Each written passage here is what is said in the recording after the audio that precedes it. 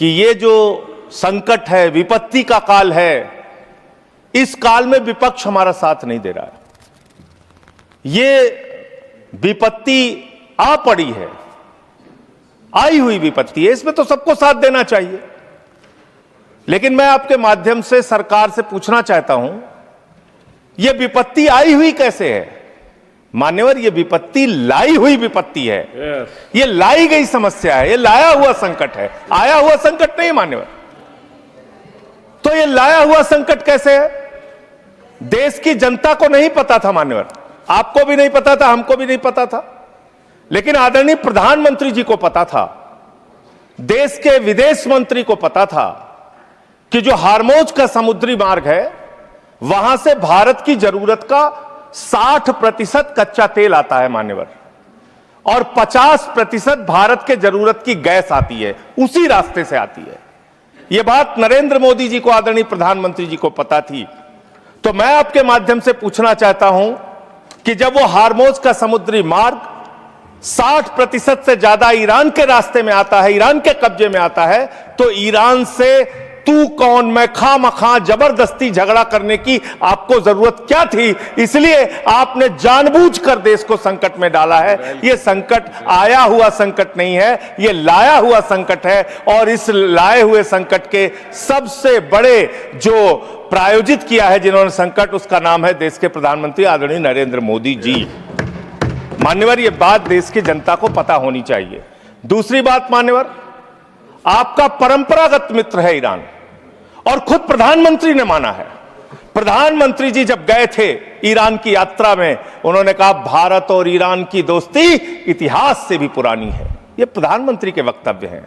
उन्होंने खामेनेई जी को कुरान की पांडुलिपि भेंट की थी 7वीं शताब्दी की मान्यवर। उन्होंने चाबार पोर्ट का समझौता किया था, जिसका बखान प्रधानमंत्री ने खूब किया कि भारत का व्यापार बढ़ जाएगा, पाकिस्तान की अब हमें जरूरत नहीं पड़ेगी, अब हम अपना एक अलग रास्ता बना के और भारत के व्यापार को बढ़ाएंगे। और वहां पर सरकार ने सैकड़ों करोड़ रुपए चाबार पोर्ट पे वेस्ट किया। 2019 तक भारत को ईरान से सस्ता तेल मिलता था, रुपए में तेल मिलता था, गैस मिलती थी, हमारा मित्रतापूर्ण संबंध था उनसे।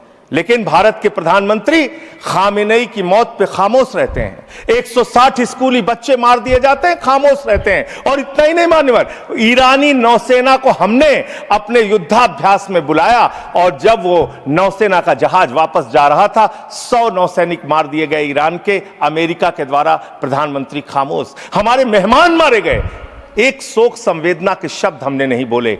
तो ये संकट भारत के ऊपर आपने लाया है, ये आया हुआ संकट नहीं है, मैं फिर से स्पष्ट करना चाहता हूं। दूसरी बात मान्यवर, दूसरी बात, आपने जो तेल और जो ऐसे समय में 60 रुपए घरेलू गैस का दाम और 115 रुपए कमर्शियल सिलेंडर का दाम आपने बढ़ाने का काम किया। तो पूरे देश में एक हाहाकार की स्थिति है। इसको नियंत्रित करने के लिए झूठ बोलने के बजाय सच्चाई को स्वीकार कीजिए। और आज जो कहा गया कि हार्मोज समुद्री मार्ग खुल गया है, गलत जानकारी सदन को नहीं देनी चाहिए। हार्मोज समुद्री मार्ग से मात्र 2 जहाज आपके आए हैं, 22 जहाज अभी भी आपके रुके हैं। मैं शुभकामनाएं देता हूं कि आप वार्ता करके उस समस्या का समाधान कराइए। अभी है मान्यवर समय है। मान्यवर, 2 मिनट में आपसे और लूंगा। मान्यवर, दूसरा विषय, मैं आपके माध्यम से सरकार से अनुरोध करना चाहता हूं। हमारी सेना बहादुरी से देश की सुरक्षा के लिए लड़ती है, और उसके साथ साथ सेंट्रल आर्म्ड पुलिस फोर्स के लोग, जो हमारे केंद्रीय सुरक्षा बल के लोग हैं, वो भी लड़ते हैं, वो भी देश के लिए अपनी कुर्बानी देते हैं। पुलवामा में 40 जवानों ने अपनी शहादत दी मान्यवर, पुलवामा में 40 जवानों ने अपनी शहादत दी। और जो उनका काडर सिस्टम है, यूपीएससी के थ्रू उनकी भर्ती होती है। मैं बस 1 मिनट आपसे लूंगा, बस आधा मिनट, वो खत्म करूंगा, 1 मिनट में खत्म करूंगा सर। मान्यवर, जो यूपीएससी के थ्रू उनकी भर्ती होती है, उसके बावजूद उनके प्रमोशन में उनके साथ नाइंसाफी की जाती है। सुप्रीम कोर्ट तक से वो जीत चुके हैं, लेकिन बार बार उनके साथ नाइंसाफी हो रही है। और 1 मिनट में अपनी बात कह के खत्म करूंगा सर। जो प्रमोशन का सिस्टम है, उनके साथ जो अन्याय उनको झेलना पड़ रहा है, वो एक एक डिप्टी कमांडेंट को जो सीआरपीएफ में है, अनुदान मांगने 18 का साल नहीं में, है। बस खत्म कर रहा हूं सर, विषय नहीं है ना। 1 मिनट में खत्म कर रहा हूं सर। उसी के लिए डिमांड में चाहता हूं सरकार के सामने एक प्रस्ताव मेरा।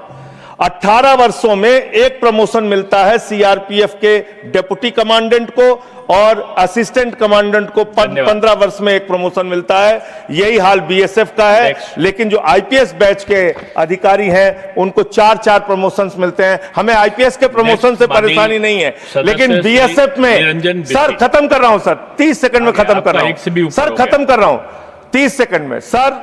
मेरा सिर्फ आपके माध्यम से सरकार से इतना अनुरोध है कि जो हमारे केंद्रीय सुरक्षा बल के जवान हैं, जो हमारी वो सेना है, उसका मनोबल कमजोर ना हो जवानों का, और उसमें आईपीएस को उनकी पोस्टों पे ना बैठाया जाए।